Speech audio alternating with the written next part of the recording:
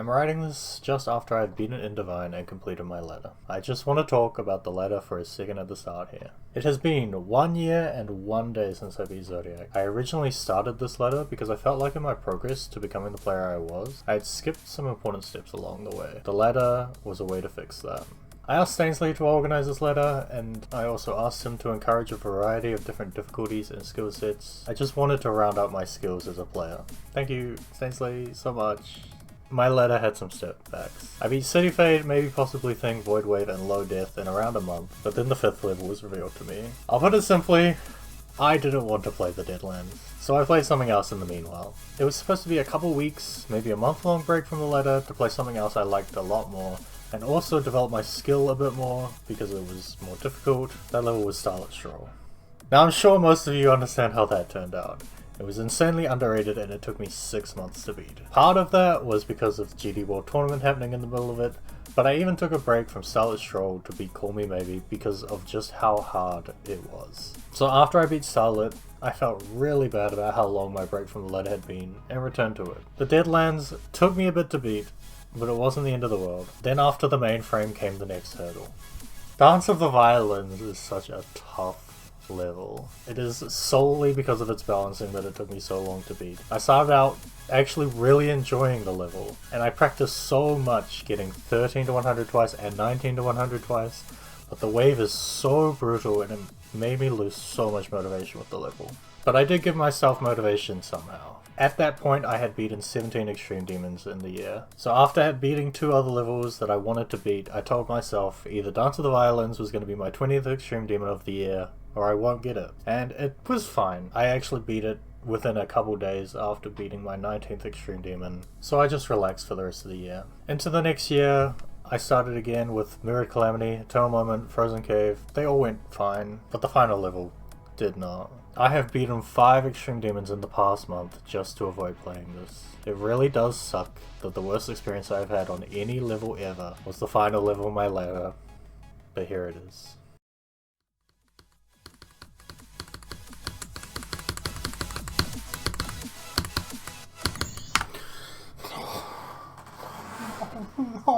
No, fuck you, fuck you.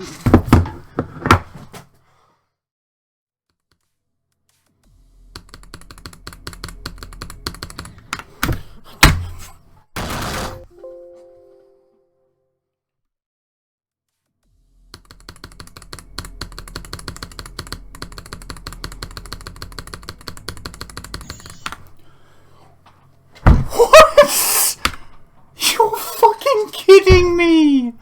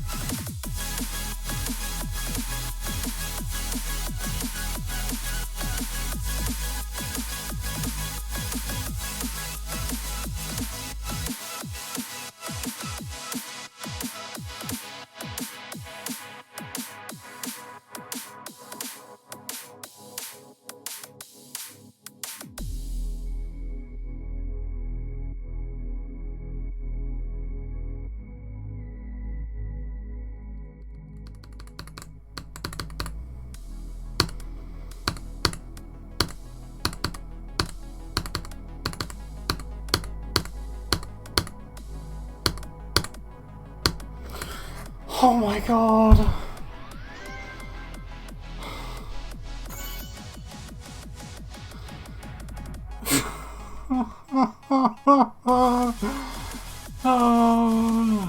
This fucking level, it's so dog shit.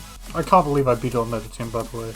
I was literally thinking, I feel like I'm getting too fatigued to keep playing this level. Like I've been playing it for like 3.5 hours almost. So yeah, I was starting to sit in it, I was getting fatigued. And then when I got to the second drop on that attempt, I was literally like, I would beat at this attempt, wouldn't I? Fuck the people who made the gameplay in this level. Fuck Big Thunder. Fuck Destroyer. Fuck you all. I think that's only fair. If you experience 1/10 of the misery that I experienced in this entire fucking experience, there's so many fucking things I want to say. I am not gonna talk about it now. I'm gonna collect my thoughts. I'm gonna put it after. Okay? That sound good? 3,025 plus 11,738 attempts. Yeah, that's it. I'm doing the rest later. Okay, welcome to my presentation that explains everything that sucks in Indivine. There's a lot to go through. First of all, we have the first part. The first part is actually like the best part. Only this click is annoying to die to. That's because it's like the only real timing in the part, and also because of the death effect thing. The death effect could be puppies and kittens, and I would still get fucking annoyed at the fact that there's a death effect there. Okay, then we get to the second part, which is the build-up ship and ball part. The ship is so awkward. It is so bad to learn. You will eventually get consistent at it, but it just sucks for so long, and every single orb in it is so bad to time. And it continues on to the ball part, which is like the exact same thing. It's just these really horrible timings. This doesn't show the green orb over here, which is also very strange to time. You end up not dying to this part very much by the end, but it takes so long to get to that point that it's just kind of ugh. And then you have these two clicks right before the drop that are just annoying. I've split the drop into 3 parts actually.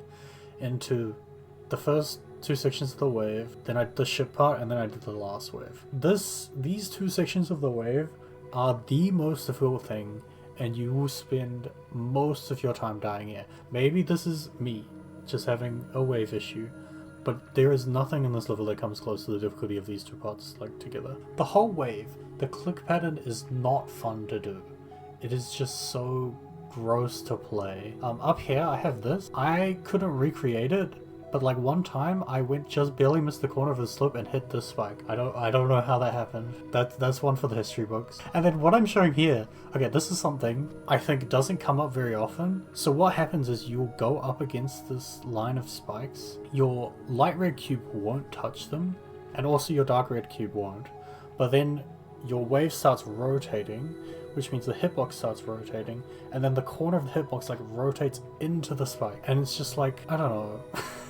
People talk about wave being skill based, and this is such a weird edge case, but this is such an annoying thing to me in the wave game mode. This is just another example of why spikes and wave corridors just are not fun to deal with. Next, we have the ship part of the drop. Now the ship part, when I started playing the level, was the hardest part. But unlike the wave part, this part actually got pretty consistent for me. Here, we have a fun time with ship hitboxes. The spike ends up taking up like 3 times as much space as it should because of ship hitboxes. I fucking hate ship hitboxes. I haven't shown 30% here, but like I think you can just look at that and see how hard it is. When you go through this blue teleportal, I think the momentum going through there just felt very inconsistent. And then this correction after this gravity portal, this is the thing I ended up dying to more than 30%. So I would pass 30% and then hit this spike here. You have the last part of the drop, this wave part. It's pretty easy. There are 2 things that really annoy me here. This object, like why? Like why? Like, come on. Like, and then, because all the spikes are on different rotations on these saws, every gap feels slightly different and weird to do. It feels very strange to do a timing slightly differently. And then on some gaps that's fine, and on other gaps that's like, no, you can't do that. And once you pass 37%, I think you get to the easier half of the level, which means that this is when nerves start building. Getting nervous at 37% happened to me for so long. It wasn't until like the last like week or so of playing the level where I wasn't nervous at this part and I would start getting nervous at the second drop instead. Everything here is so finicky and weird to do. The whole spider is just kind of weird to do. I just pointed out this because I thought this spike placement is like the worst thing ever. And then the ship, two things in particular. This gap is pretty hard to do. Like, it does get consistent, but it is still like, it's a pretty tough momentum check. Like, this was harder at first, but this got consistent. This did not get consistent. Recorrecting your momentum to get through this gap here is so hard. I mean, I don't really have to explain it, just look at it. 46 to 54 is the worst thing to die to. It is so frustrating because you have a real attempt when you get to 54%. Sometimes you will just die here to nerves. And so this red orb, like, I guess it's also partly the blue orb as well. You have to hit this red orb so late to avoid this spike. It is kind of absurd. I think out of any single click in the level, this might have been the one I had the worst pass rate on. It is so frustrating. And then there's stuff like the second yellow orb and the ball is pretty hard, but there's a good visual indicator for it. The two jumps at the end of the part in the cube. Okay, this part, definitely the second most fun part in the level. The nerves are very high once you get hit though. And this, I really don't like this click. Despite it being consistent, it does not fit with the flow of the part whatsoever. You're doing like a very steady click pattern. And then randomly this one click is just so much earlier. It's just so weird to do and I really don't like it. One thing I didn't talk about, you probably saw this in the completion, I used the circle wave because the placebo effect on that is pretty strong. I found that the placebo wave was really helpful for this part, but was actually not helpful for this. It was actually like kind of detrimental to this part. The consistency in this part was worth it in order to like sometimes fuck this part up because this part is very consistent. Then we have this part which is kind of like fine, it's a whatever part. I just really don't like this motion that you have to do here. It's just a very weird trajectory. I didn't like it. I don't think I have to explain why this part sucks.